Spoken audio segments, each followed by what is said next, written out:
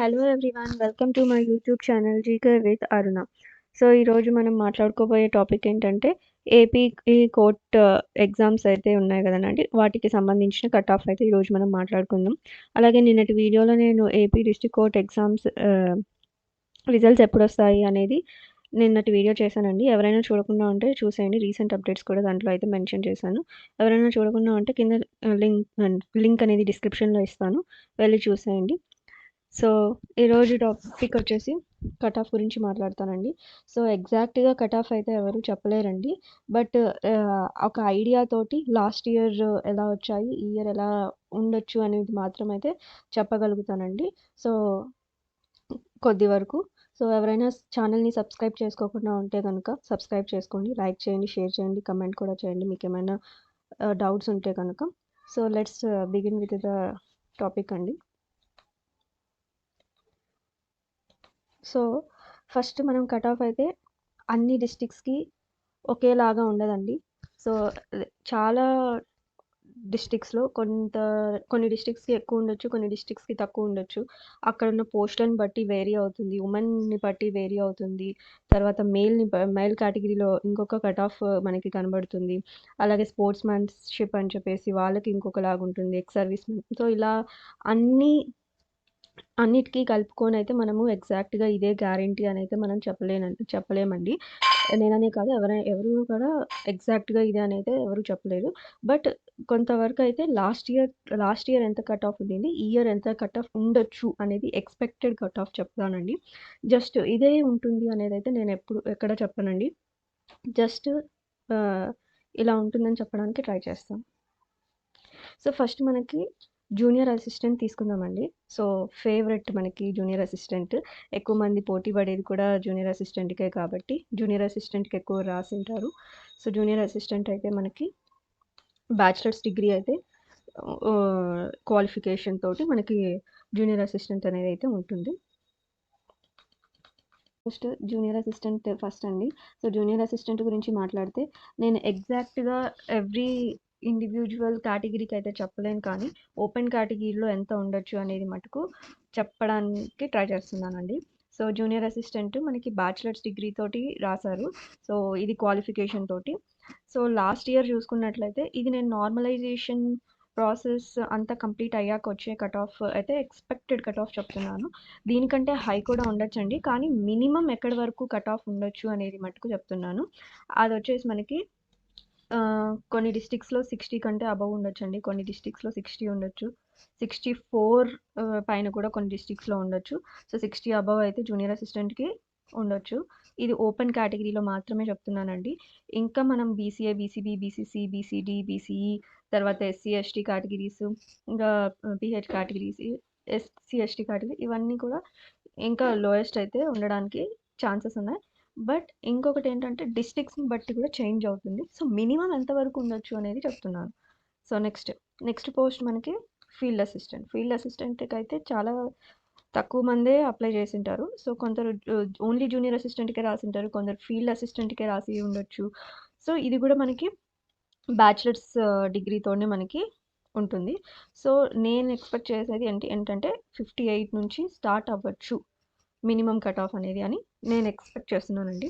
So junior assistant and field assistant ఇవి favourite పోస్టులు. తర్వాత ఫేవరెట్ అంటే ఎక్కువగా ఎగ్జామ్స్ ఎక్కడ రాస్తారంటే జూనియర్ అసిస్టెంట్కి రాస్తారు when compare to field assistant కూడా. నెక్స్ట్ మనకి ఎక్కువ మంది ప్రాసెస్ సర్వర్కి అయితే రాస్తారండి. సో ఇది 10th క్లాస్ బేస్డ్, ఎస్ఎస్సి ఉంటే చాలు కాబట్టి క్వాలిఫికేషన్, డిగ్రీ వాళ్ళు కూడా రాశారు. సో 10th బేస్డ్ కాబట్టి. కాకపోతే ఏంటంటే ప్రాసెస్ సర్వర్ అనేది కొద్దిగా ఈజీ లాగా అనిపిస్తుంది చాలామందికి. డిగ్రీ బేస్డ్ ఎవరైతే చదివే exam 10th class based exam రాశారో వాళ్ళకి ప్రాసెస్ సర్వర్ ఎగ్జామ్ కొద్దిగా ఈజీ అనిపించవచ్చు, టఫ్గా ఉండకపోవచ్చు. సో మేబీ చాలామంది రాశారు కాబట్టి ఇది కూడా నేను 60+ అని చెప్తానండి. కానీ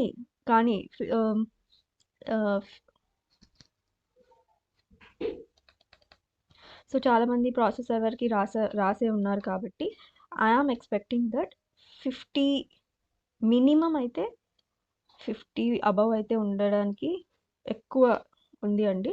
సో 50 అబవ్ ఉండొచ్చు, ఇంకా అంతకంటే తక్కువ అయితే ఉండదు. 50 కంటే అబోవే ఉండొచ్చు ప్రాసెస్ సర్వర్కి అయితే. సో నేను ఎందుకు చెప్తున్నానంటే ఇప్పుడు ప్రాసెస్ సర్వర్ జూనియర్ అసిస్టెంట్ 2 రాసిన వాళ్ళు ఉంటారు కదండి. సో అప్పుడు జూనియర్ అసిస్టెంట్ వచ్చిన వాళ్ళైతే కనుక ప్రాసెస్ సర్వర్కి చూస్ చేసుకోరు చాలా వరకు. సో జూనియర్ అసిస్టెంట్కి వెళ్ళిపోతారు. అండ్ ఆల్సో నేను చెప్పేది ఓన్లీ ఫస్ట్ లిస్ట్ మట్టుకు మాత్రమే కాదు, ఫస్ట్ సెకండ్ థర్డ్ బేస్ మొత్తం 3 లిస్టెస్ లాస్ట్ టైం 3 లిస్టెస్ అయితే వచ్చాయి కాబట్టి నేను చెప్తున్నాను. సో బట్ ఆల్ 3 లిస్టెస్ కలుపుకొని నేను చెప్తున్నాను. ఓన్లీ ఫస్ట్ లిస్ట్‌కే ఇది కట్ ఆఫ్ అని కూడా నేనైతే చెప్పలేనండి. సో నెక్స్ట్ వచ్చేసి మనకి ఓఎస్ అండి. ఓఎస్ చాలామంది ఏం చేస్తారంటే ఆహ్, కొంతమంది కొంతమంది డిగ్రీ బేస్డ్ చదువుకొని అక్కడ క్లియర్‌గా నోటిఫికేషన్ అయితే మెన్షన్ చేశారండి. ఆహ్, మీరు అప్లై చేయడానికి లేదు డిగ్రీ బేస్డ్ వాళ్ళు అని. ఓన్లీ 7థ్ పాస్ అయిన వాళ్ళు మటుకు మాత్రమే మనకి అప్లై చేయాలి అంటే 10థ్ ఐ మీన్ డిగ్రీ రాసిన వాళ్ళు కూడా అప్లై చేసేసారు. సో అక్కడ చాలా వరకు వెళ్ళిపోతారు. సో నాకు తెలిసి ఓఎస్ అయితే క్వాలిఫికేషన్ 7థ్ బేస్డ్. సో 7థ్ బేస్డ్ అయినప్పుడు మనకి ఇక్కడ మాక్సిమం 40 ఉండొచ్చండి. అది కూడా దానికంటే తక్కువ కూడా ఉంది. బట్ ఇది ఓపెన్ కేటగిరీ కాబట్టి నేను 40 చెప్తున్నాను. దానికంటే తక్కువ కూడా అయితే ఉండొచ్చు. నెక్స్ట్ వచ్చేసి మనకి 12th చూసుకున్నట్లయితే examiner. Okay, first record assistant record assistant వచ్చేసి మనకి 12th బేస్డ్ క్వాలిఫికేషన్. సో ఇది కూడా మ్యాక్సిమం మనకి 58, 57 ఎందుకంటే పోస్టులు కొద్దిగా తక్కువ ఉన్నాయి కాబట్టి 57, 58 ఆ రేంజ్లో ఉండడానికి ఛాన్సెస్ ఉన్నాయి. So 57 minimum. నెక్స్ట్ వచ్చేసి ఎగ్జామినర్ కూడా మనకి 10th బేస్డ్ కాబట్టి sorry not 10th 12th based కూడా సేమ్. ఇది కూడా దగ్గరలో అక్కడే ఉండడానికి అవకాశం అయితే ఉంటుందండి. దెన్ మనకి ఇంకా కొన్ని క్వాలిఫైయింగ్ అయితే ఉన్నాయి. సో ఓసీ కేటగిరీకి అయితే మనకి 40% రావాలి. అండ్ బీసీకి అయితే కనుక మనకి 35%. సో 35. అండ్ ఎస్సీ ఎస్టీకి వచ్చేసి మనకి 30% అయితే మినిమం మార్క్స్ అయితే ఇవి రావాలా. సో మినిమం మార్క్స్ వస్తే కనుక వస్తుందా అంటే రావచ్చు. కాకపోతే ఆ కాంపిటీషన్లో కూడా మీకంటే ఎక్కువ హై మార్క్స్ వచ్చిన వాళ్ళు కూడా ఉన్నప్పుడు అది మనం డేటా ఉంటేనే చెప్పగలుగుతామండి. సో అదైతే క్లారిటీగా నేను చెప్పలేను. బట్ క్వాలిఫైయింగ్ అయిపోతే చాలు. వేటికి అంటే టైపిస్ట్, కాపీస్ట్, స్టెనోగ్రాఫర్కి. సో ఈ మూడిటికి హయ్యర్ ఉండాలి టైప్ రైటింగ్. సో టైపిస్ట్కి స్టెనోగ్రాఫర్కి మనకి బ్యాచిలర్స్ డిగ్రీ అండ్ హయ్యర్ ఉండాలి టైప్ రైటింగ్ వచ్చేసి. ఇది typist. Next stenographer,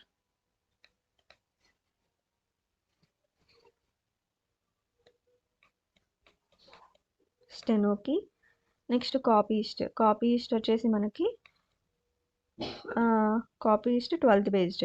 so higher type writing అయితే దీనికి కూడా ఉండాలి. బట్ ఒకవేళ హయ్యర్ ఎవరైనా లేకుండా ఉంటే కనుక సో టైప్ రైటింగ్ అనేది షార్ట్ హ్యాండ్ అయితే టైప్ రైటింగ్ తీసుకోవడానికి ఎక్కువ అవకాశాలు అయితే ఉన్నాయి. ఎవరు హయ్యర్ ఉండే వాళ్ళు ఎగ్జామ్ రాయకుండా ఉంటే లేదా క్వాలిఫై అవ్వకుండా ఉండే వాళ్ళు కాకుండా షార్ట్ హ్యాండ్ తీసుకుంటారు. సో ఇవి అండి నేను ఎక్స్పెక్ట్ చేస్తున్నాను. బట్ ఇవి గ్యారంటీ అయితే కాదు. నేను జస్ట్ లాస్ట్ ఇయర్ చూసుకున్న కట్ ఆఫ్ తోటి పోల్చుకొని చెప్తున్నాను. అది కాక ఈ ఇయర్ ఏంటంటే మనకి చాలా పోస్టులు తగ్గిపోయాయి. సో ఓవరాల్గా 1600 పోస్టులు మాత్రమే ఉన్నాయి. 1621 పోస్టులు. అదే లాస్ట్ టైం వచ్చిన నోటిఫికేషన్లో అరౌండ్ 3000 ఏమో ఉన్నాయి. సో కంపారేటివ్లీ చాలా ఫ్యాక్టర్స్ ఇందులో కలిసి ఉంటాయి కాబట్టి లెట్స్ సీ ఎంత ఉండొచ్చు అనేది. సో రేపు ఎలాగో మనకి కోర్ట్ కేస్ హియరింగ్ కూడా ఉంది. సో ఈ కోర్ట్ కేస్ హియరింగ్లో కూడా మనకి రిజల్ట్స్ ఎప్పుడు వచ్చేదని తెలిసిపోతాయి. అలాగే మీరు ఎవరైతే type writing practice. Thank you so much అండి for watching this video. Please subscribe చేయండి. అలాగే లైక్ చేయండి, షేర్ చేయండి. అండ్ ఏమైనా డౌట్స్ ఉంటే కామెంట్ సెక్షన్‌లో కామెంట్ చేయండి. And thank you so much. Thanks a lot. Thank you.